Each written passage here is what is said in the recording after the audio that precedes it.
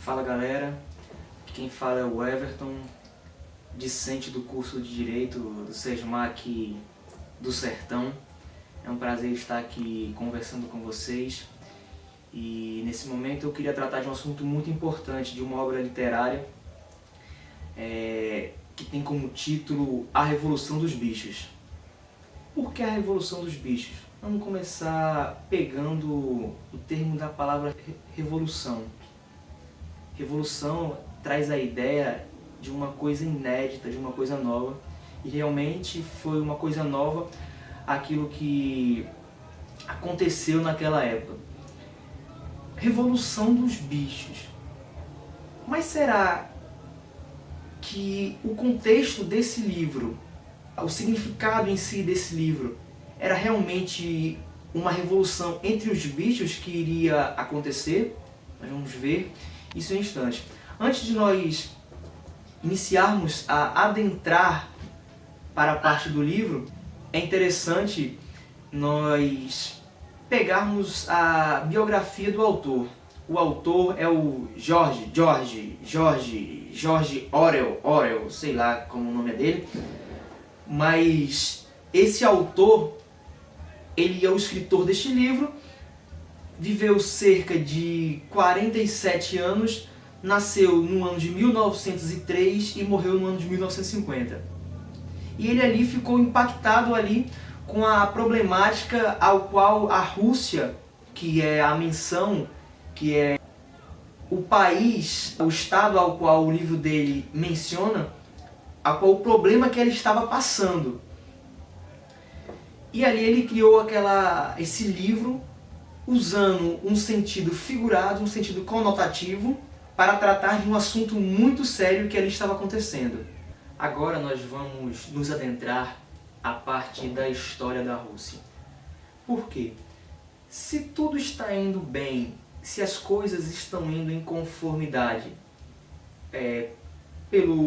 pela razão, não há necessidade de uma mudança.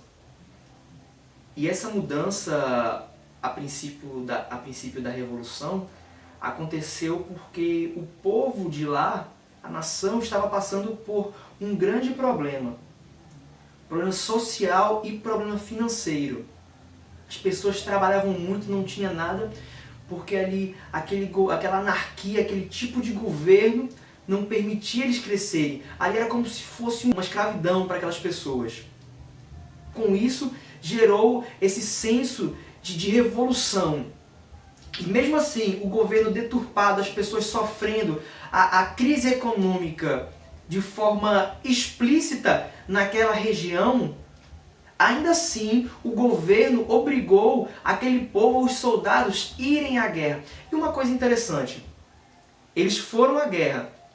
Como nós já sabemos, só por esse início de informações foi uma tragédia. E uma curiosidade, até a munição que os militares utilizavam faltou por conta de recursos financeiros. É complicado, né, gente?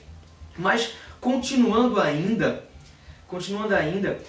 a população ali preocupada, triste, usando um linguajar mais coloquial, agoniada, saíram às ruas ali querendo uma solução. E foi nesse momento que aconteceu uma das primeiras datas importantes na Revolução Russa, que foi o Domingo Sangrento, onde ali o governo ordenou que os militares, os soldados saíssem às ruas, e eles saíram ali para usar do poder de coação, poder de força, para impedir as pessoas daquela revolução.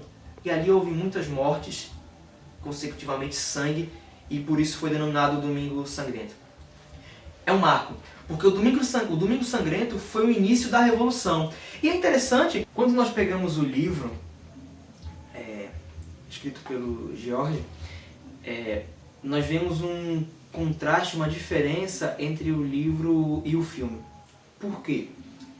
No livro fala que o Sr. Jones, o dono da granja, ele, em meio à revolução que os bichos ali estão fazendo junto do major, o porco mais velho, o chefe ali, quando eles estão fazendo a revolução, ele escuta algum barulho e sai ali de sua casa com a espingarda à mão, atira com a sua espingarda, fura ali o celeiro.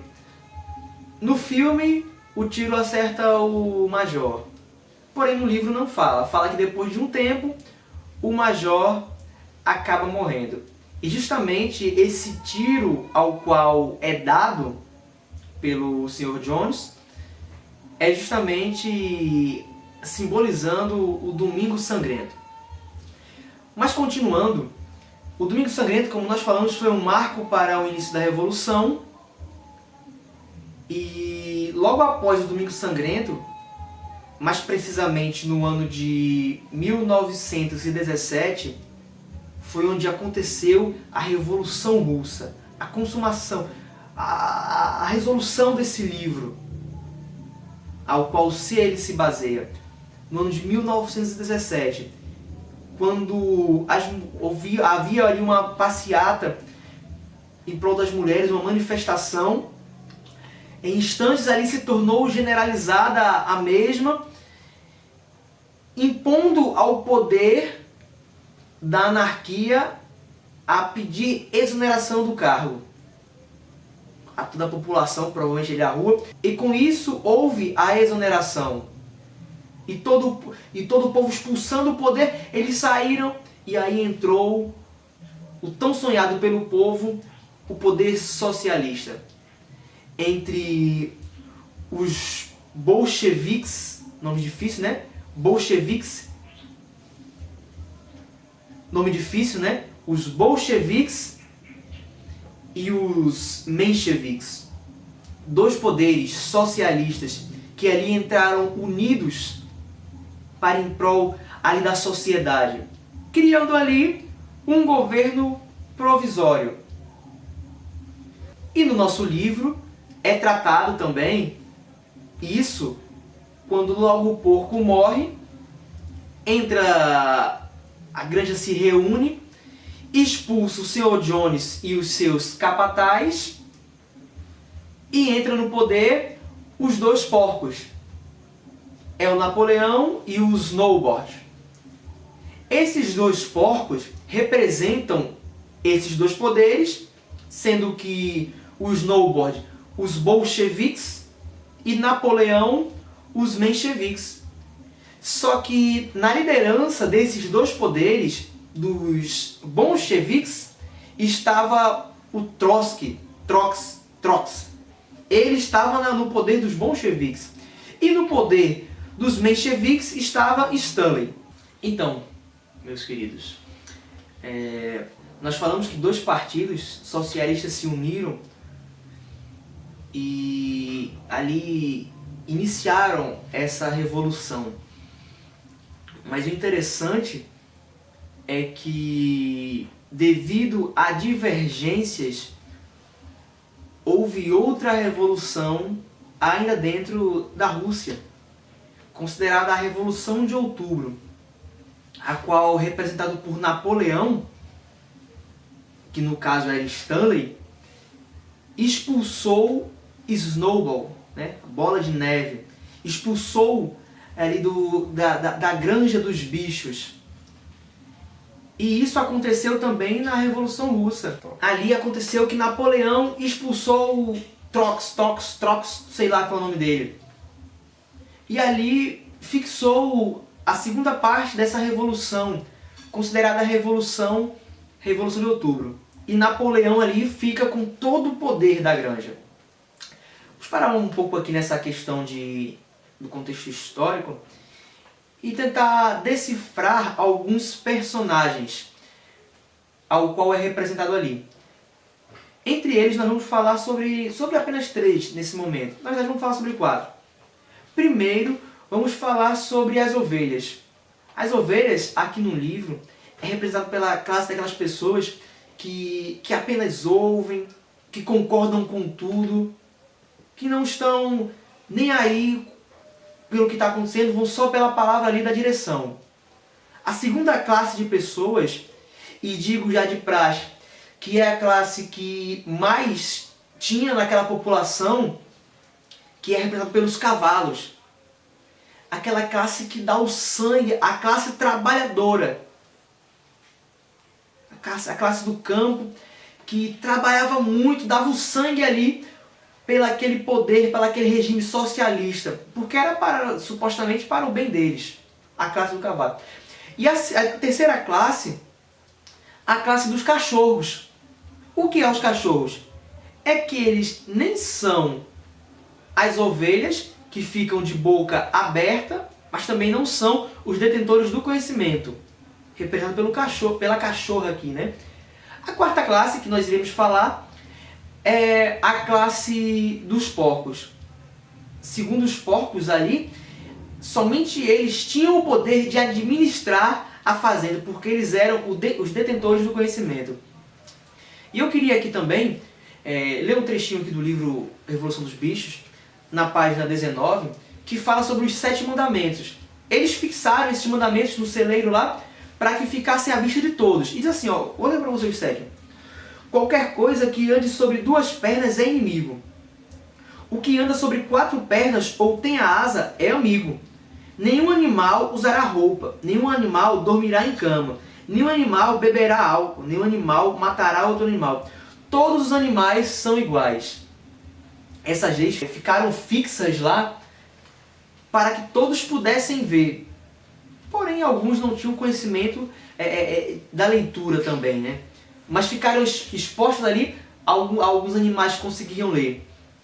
Quando Napoleão tomou o poder, interessante que aí começa a mudar o desfecho da granja.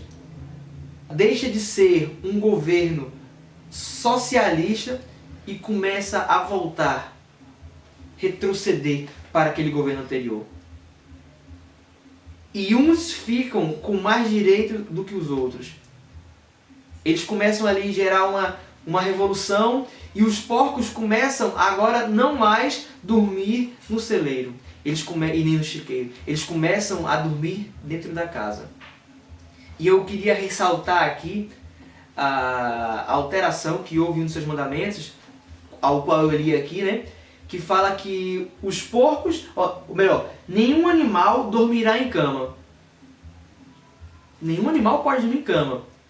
Só que aí eles vão à casa, os porcos começam a luxar, eles acrescentam uma vírgula em vez do ponto final e coloca nenhum animal dormirá em cama com lençóis. Depois da mudança das leis, tudo aquilo que o governo socialista era contra, tudo aquilo retrocedeu, tudo aquilo voltou ao passado e voltou a acontecer novamente. Porém, como a direção era ali por meio dos porcos, para tudo que acontecia, pelo poder da persuasão, pelo poder da falácia ali, eles arrumavam uma desculpa e ali encobriam aquilo que estava acontecendo. E o interessante é que para as pessoas de fora, a imagem a qual eles faziam demonstrava que a granja estava perfeitamente bem. Só que aí, como eu falei que retrocedeu, os animais voltaram a passar fome, trabalhavam de forma excessiva. Enquanto isso, os porcos, os políticos, os ditadores comiam do bom e do melhor, luxavam, dormiam na casa, na cama, bebia uísque, comia as maçãs. Tudo isso que eles eram contra ao regime, ninguém é melhor do que ninguém, como disse no último mandamento, voltou a acontecer. E mais, como eu li no primeiro mandamento, salvo engano, falava que de 2 pernas são inimigos, de 4 pernas são bons. Isso quer dizer o quê? Que os animais não têm inimigo. E os animais não têm inimigo, mas os humanos são inimigo dos animais. Porém, eles voltaram e fizeram um contrato com os seres humanos. Que isso corresponde àquele regime socialista que um ajudaria o outro. Voltou a ter contato com a burguesia. E aí, queridos? Aí volta tudo ao normal. E ao final de tudo, os animais voltaram a viver um regime de autocracia, assim como a população da Rússia voltou a viver. Eu queria compartilhar um trecho do livro com vocês, A Revolução dos Bichos, na página 92. E começa assim, ó: todos os animais são iguais, mas alguns animais são mais iguais que os outros. Depois disso, não foi de estranhar que no dia seguinte os porcos que supervisionavam o trabalho da granja andassem com os chicotes nas patas. Nem estranhou-se saber que os porcos haviam comprado um aparelho de rádio, que estavam tratando da instalação de um telefone e da assinatura de jornais e revistas. Não estranhavam quando Napoleão foi visto passeando no jardim da casa, com um cachimbo na boca. Não, nem quando os porcos assenhoraram-se das roupas do Sr. Jones e passaram a usá-las. Napoleão, apresentando-se com um casco negro, calções de caça e peneira de couro, enquanto sua porca favorita surgia com vestido de seda, chamalotado que a Sra. Jones usava aos domingos. E com isso, meus queridos, queria finalizar essa resenha desse livro mostrando que o mesmo regime ao qual as pessoas queriam banir voltou a acontecer novamente. E eu faço uma pergunta para a gente finalizar. Essas características é apenas de um governo estrangeiro? Essas características de opressão dos governos socialistas só aconteceu no tempo passado? É isso aí, meus amigos. Até logo!